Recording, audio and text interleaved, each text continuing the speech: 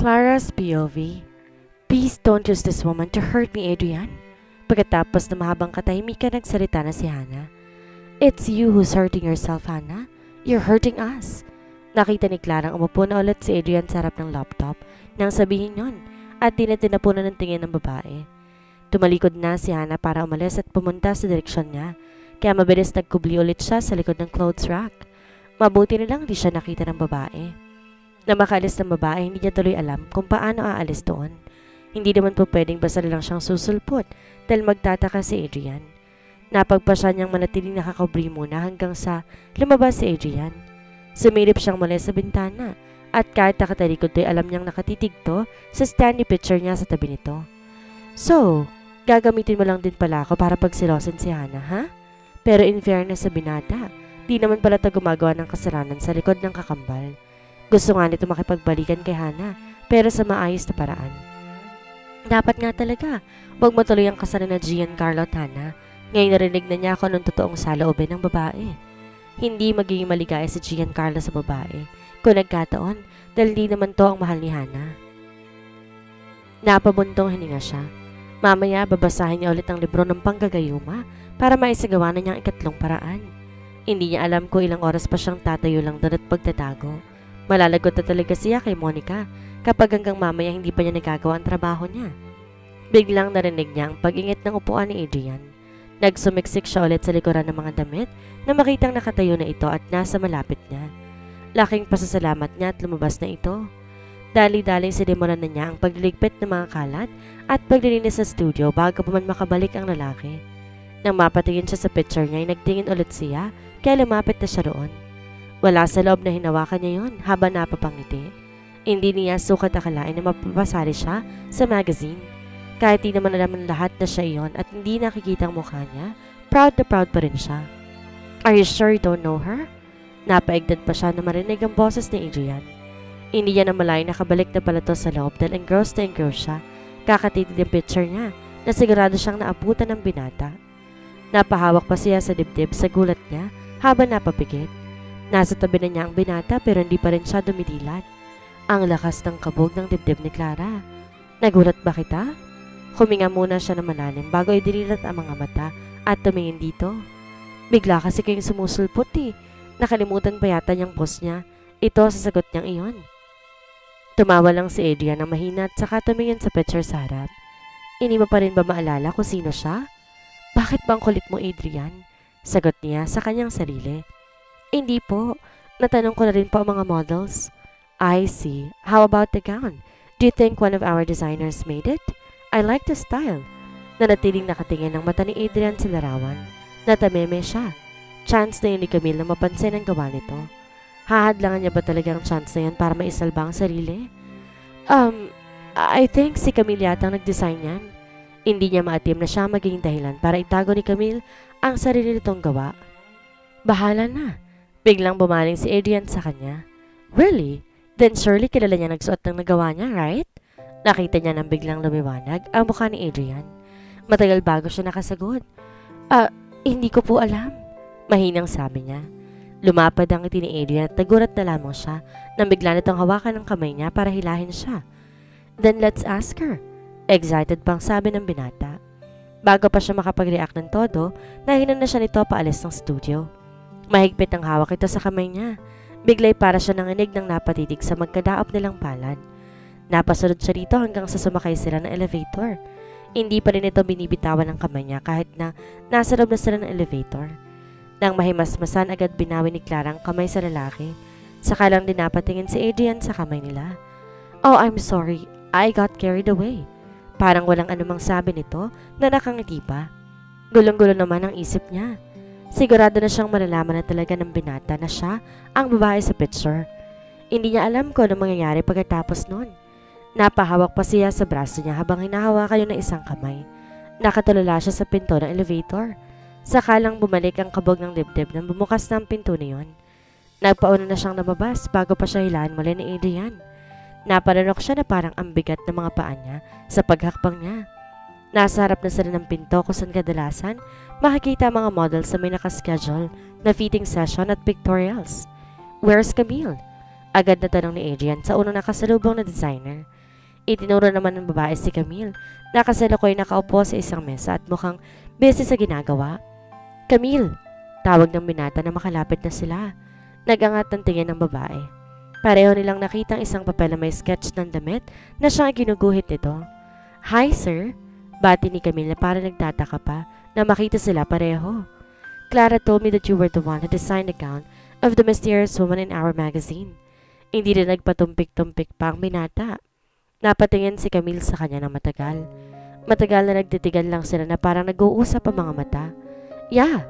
Tayong sagot nito dahil hindi rin ito alam kung ano ang gustong sabihin ng mga mata niya. Umiti pang lalo si Adrian. So who is this mysterious woman? Yumuko na lang si Clara. Bahala ng kaibigan na magsabi kay Adrian. Well, yeah, I designed the dress, but it was my friend who found that model. I didn't get the details anymore, so hindi ko talaga kilala yung nagsuot ng damit na gawa ko. I'm sorry, sir. Biglang napangat ang tingin ni Clara sa kaibigan. Kay Adrian to nakatingin sa kanya. Nakita rin niya ng mapalis ang ngiti sa labi ng binata. Then, can you ask your friend? Parang di pa rin nawawala ng pag-asang tanong nito. Actually, sir, my friend sometimes just gets his model anywhere. Like, kahit yung hindi niya kilala, basta kukunin na lang niya kung natipuhan niya and hindi siya humingi ng contact information kadalasan. Lalo't once lang din naman niya kakailangan ng mga models na kinuha na lang niya basta. Tuloy-tuloy pang sabi nito at parang di na nga humihinga. Hindi alam ni Clara kung bakit nagsisinungaling ang kaibigan para sa kanya, pero laking pasasalamat niya sa ginawa nito.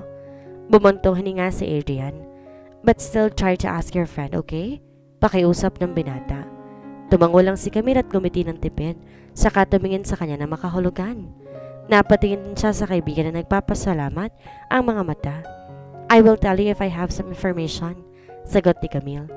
By the way, I like your design. I want you to send me copies of your design so I can check it, okay? Naalalang sabi ng binata. Biglang nang-stop ang mga mata ni Camille sa tuwa. Sure, I will, sir. Nasisiyahan din siya sa narinig. Nagkatigilan ulit sila ni Camille habang nakangiti sa isa't isa. Nagpaalam agad sila sa kaibigan niya. Tahimik na to habang pabalik na sila ng studio. Sumama pa rin si Clara sa binata dahil hindi pa siya tapos sa pagliligpit ng mga kalat noon. Na makapasok ulit ang studio, umupo lang si Adrian sa harap ng picture niya at matabang pinagmamasdan yon habang nasa baba nitong isang kamay. Mukhang malalim ang iniisip ng lalaki. Minadali niya na ang paglilinis para makaalis na siya roon. Nakayuko siya habang nagwawalis nang mapatingin siya sa gawin nito. Sumikdo ang dibdib niya na magtama ang mata nila ni Adrian. Sa kanya na pala to nakaharap habang nakakunot ang noo. Kunwari hindi siya apektado sa pagkakasalubong ng mga tingin nila kaya't agad na yumuko siya para ipagpatuloy ang pagwawalis. Did you cut your hair, Claire? Biglang tanong nito. Natigil siya sa ginagawa. Wala sa loob na napahawak sa buhok na nakatali pa rin ng pabilog sa ulo niya. Gaya ng hairstyle niya sa picture. Napilitang tumingin na rin siya ulit sa binata para tingnan ang reaksyon nito. Naghihinara na kaya ito? Nakita niyang para naghihintay ito ng sagot niya. Naparunok siya bago sumagot. Paano niya naman po nalaman? Hindi ko naman po nilulugay ang buhok ko. Patanong ding sagot niya. Tinignan nito na maigi ang buhok niya. I just noticed na medyo lumiit na yung nakapulupot na buhok sa ulo mo compared sa dati. Ah, kaya pala nagtataka to. Yes po sir. Konti lang naman po ang pinutol. Tumango-tango lamang ang binata, tsaka tumingin ulit sa picture. What do you think of her? Maya-may tanong naman ng binata. Ho? Nagulat pang tanong niya. Do you think magpapakilala siya if makita niyang pictures niya sa magazine natin? Bumaling ulit ang tingin ng binata sa kanya. Imbes sagutin ang tanong na yon, ibang sinabi niya. Kung makikilala mo po siya, ano pong plano niyo? Natigilan to sa tanong niyang yon. Nice question, Claire. Yun lang ang sagot nito bago to tumalikod na ulit sa kanya at tumarap na sa laptop. Wala na siyang narinig sa binata hanggang sa matapos na siya sa paglilinis ng studio. Kahit na nagpaalam siya, tumango lang ito habang busy pa rin sa ginagawa. Sa kabilang banda, inaya siya ni Camille na kumain sa labas kinahapunan. Gusto sana itong kumain sila sa isang mamahaling restaurant pero sabi niya sa isang fast food chain na lang para makapagkwentuhan sila ng hindi naiilang. Gusto niya rin kasi itong makausap sa ginawa nitong pagsisinungaling kanina.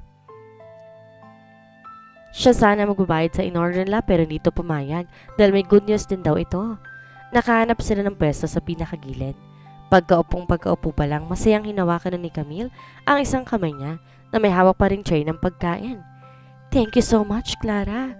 Nakangiting sabit sa mahigpit na pinisil ang kamay niya. "Ako nga dapat magpasalamat sa iyo eh."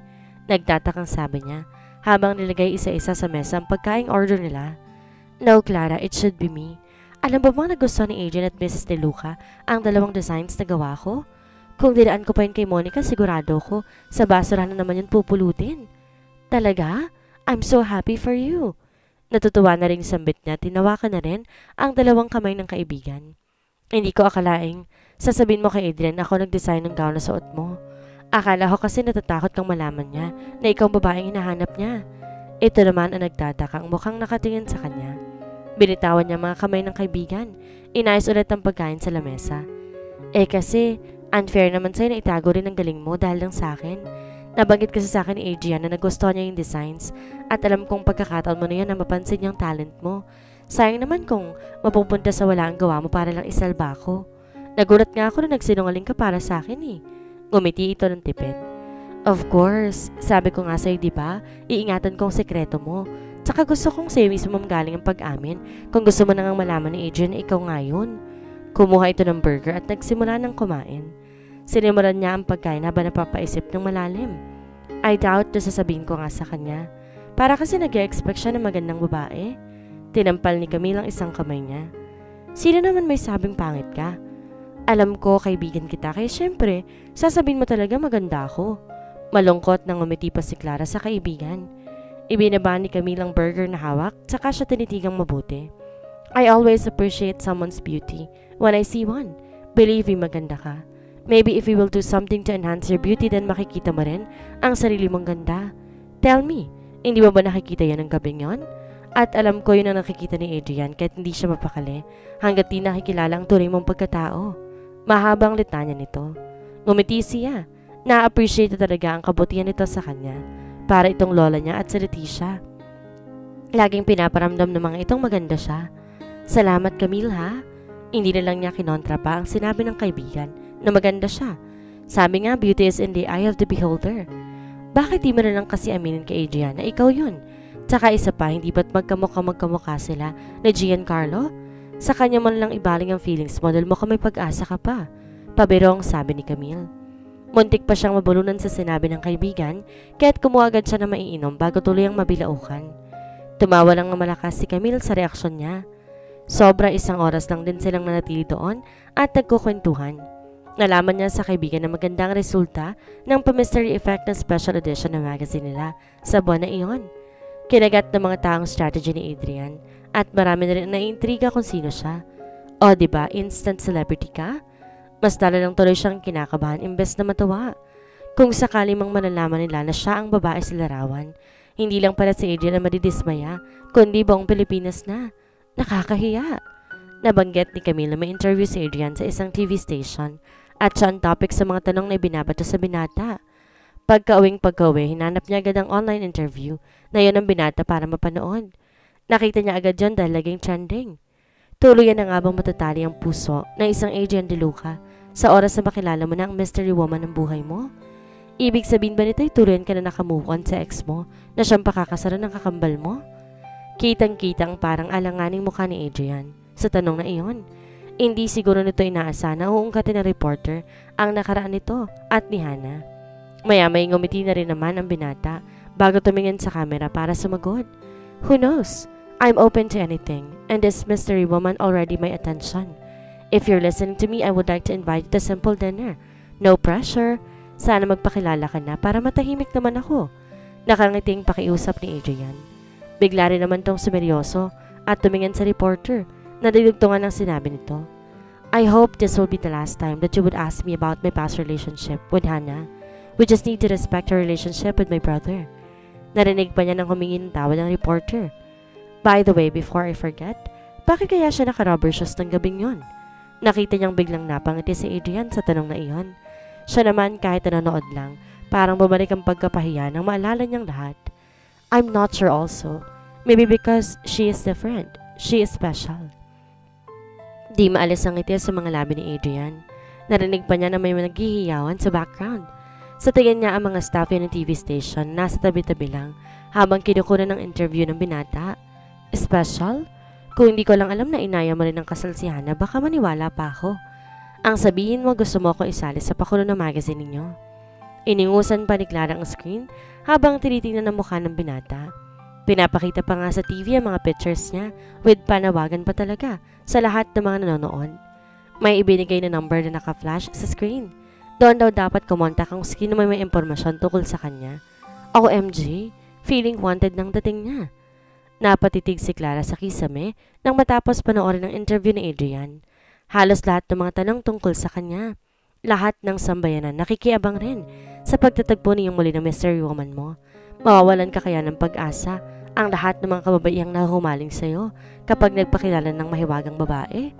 Sana naman sa next special edition na magazine ng Dynasty Agency makikita na natin ang mukha sa likod ng maskara. Paulit-ulit na umalingaw ang boses ng reporter sa isip niya. Yun ang huling sinabi nito bago nito tapusin ang interview sa binata.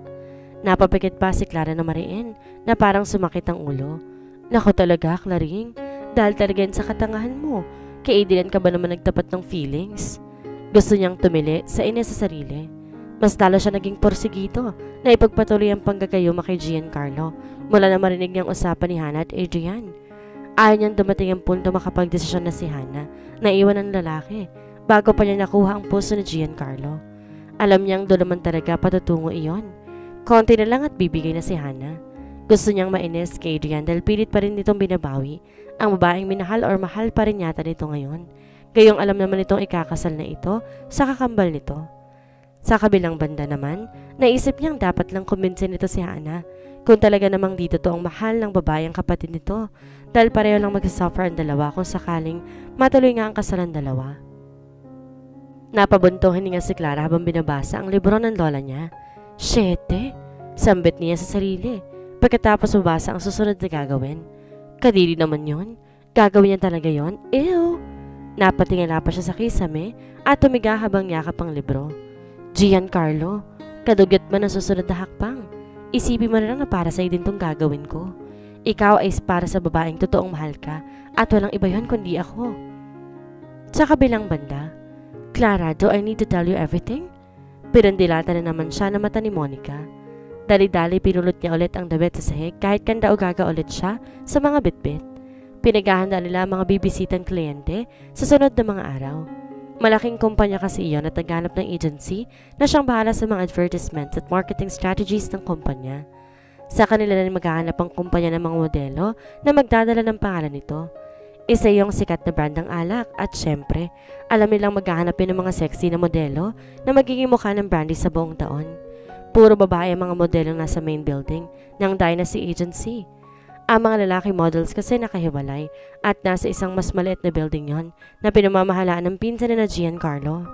Iniiwasan daw ni Mrs. De Luca ang pakikipagrelasyon ng mga kapwa models para hindi makaapekto sa trabaho. May mga sabi-sabi naman na next year, pag-iisahin ng mga male at female models sila sa building na iyon dahil magmamigrate na rin daw sa ibang bansa ang namamahala nun. Napapatitig pa siya sa mga nagsaseksihang mga models habang nakasuot ng two-piece swimsuit. Clara! Narinig niya uling sigaw ni Monica. Nagmamadaling pinuntahan niya ang babae. Tinambakan na naman siya nito ng utos. Mabuti na lamang at lunch break na. Excited na pumunta siya sa pantry ng building. May malaking ref kasi doon na pwede nilang paglagyan ng mga pagkain nila. Agad kinuha niya ang tumbler niya sa loob. Nasa loob ng mahalagang sangkap ng panggagayuma niya. Yakap-yakap niya yun sa dibdib. Alanganin man sa sunod na hakbang, pikit mata niya yung gagawin. Ang alam niya hindi lalabas ng lunch si Giancarlo dahil siyang nautusang umorder ng lunch ng lalaki. Busy to sa paghanda para sa mga darating na kliyente. Kumatok muna siya ng mahina kahit ang lakas-lakas ng kabog ng dibdib. Come in! Mahina lang ang boses ng sumagot. Binuksan niya dahan-dahan ng pinto, saka sumilip muna. Nakita niyang nakayoko si Giancarlo habang may binabasang dokumento. Wala pa siya nakitang pagkain sa mesa. Hindi pa yata dumating ang pina-order nito. Hindi nagkangatantingin ng binata. Kahit to nasarap na siya ng mesa nito. Tumikhim muna siya habang kinukuha sa bulsa niya ang baso na binili para lang talaga sa may labs niya. May pusong design pa iyon. Inilagay niya sa mesa ang baso, saka binuksan ng tumbler na dala. May inihanda na pala akong juice. Kakaiba po ito kasi nakakatanggal po ito ng stress. Medyo umarag pa ang boses ni Clara habang nagsasalita, habang nilalagyan ng juice ang baso. Parang di naman siya narinig ng binata. Hindi niya tuloy alam ko anong gagawin. Maya-maya tumayo ito at saka inunat-unat ang kamay at braso habang ginalaw-galaw ang leeg. Hindi siya makatingin masyado kay Giancarlo kaya nakatingin lang siya sa basong may juice. Naramdaman na lang niya naglakad daw papunta sa gilid niya at saka nito kinuha ang baso sa mesa. Napapangiti siya habang nakayuko pa rin. Thanks, Claire. I badly need a break. How did you know na favorite kong orange juice? Automatikong umangat ang tingin niya sa binata. Saka lang niya napagtanto si Adrian na nasa harap niya at hindi si Giancarlo. Bakit nandun ang mokong na to? Naka-formal attire pa talaga ha? Kaya akala talaga niya si Giancarlo ito, lalo't di naman siya tumitingin sa mukha ng binata kanina. Ay di sana nakilala niya agad. Nagpanik siya ng mga nasa labi nito, ang bukaran ng baso, at takmang iinom. Di na nag-isip pa na agad niyang sinunggaban ng kamay nito bago pa nito mainom iyon. Natalisod pa talaga ang isang paa niya kaya't napunta ang buong bigat ng katawan niya sa binata. Nabigla si Adrian sa biglang pagkakasubsob niya dito kaya't nawalan din to ng balanse. Bumagsak to sa sahig habang napapasunod na rin ang katawan niya sa pagkakabagsak sa mismong katawan ni Adrian. Tumilapon ang baso at nabuhos ang laman ng juice. Mabuti rin lang at nakakarpet ang sahig kaya't nabasag ang baso. Napapunta siya sa dibdib ng binata habang nakadagan dito. Damn! Mahinang sabi ni Adrian dahil medyo nasaktan to sa pagkakabagsak nila. Nakataas ang kamay nito nang bumagsak kaya't konting juice lang ang tumilamsik sa katawan nito. Hindi agad nakakilos si Clara dahil kinakabahan pa siya sa pangyayari. Hindi rin kumikilos ang binata dahil siguro medyo masakit pa ang katawan nito. Maya-maya umalis siya sa pagkakasubsob sa dibdib nito para tignan kung okay lang ba ito. Nagtama ang mga mata nila. Hindi niya alam kung bakit para siyang nababato-balani na natiling nakatitig lamang din dito. Pakiramdam niya hinihigop siya ng mga titig ni Adrian. Nasa ganon silang posisyon nang biglang bumukas ang pinto ng opisina. Adrian, I just got our... Biglang natigilan si Giancarlo na makita silang dalawa sa sahig. May bigla namang napasinghap na babae pagkatapos magsalita ni Giancarlo. Sabay pa silang napating ni Adrian sa mga dumating. Nakita niya ang gulat na mukha ng dalawang parang na estatwa sa pinto, si Giancarlo at si Hannah. Walang nagsalita sa kanila ni Adrian. Namumula ang mukhang mabilis na umalis siya sa pagkakadagan sa binata. Inayos pa niyang salamin sa mata at ang damit na makatayo. Ngumingiwi pa ang mukhang kinilos na rin ni Adrian ang katawan para tumayo. Nagdadalawang isip siyang iabot ang kamay para tulungan ang binata. Iaabot na lang sana din niya ang kamay dito dahil kasalanan naman niya. Pero biglang binawi yun nang makita ang hindi mapintang mukha ni Hannah na nakatitig sa kanya. Ano ang gagawin ni Clara sa hindi sinasadyang pangyayari na nagawa niya? Magalit kaya sa kanya si Adrian? Yan po ang ating aabangan sa susunod na kabanata.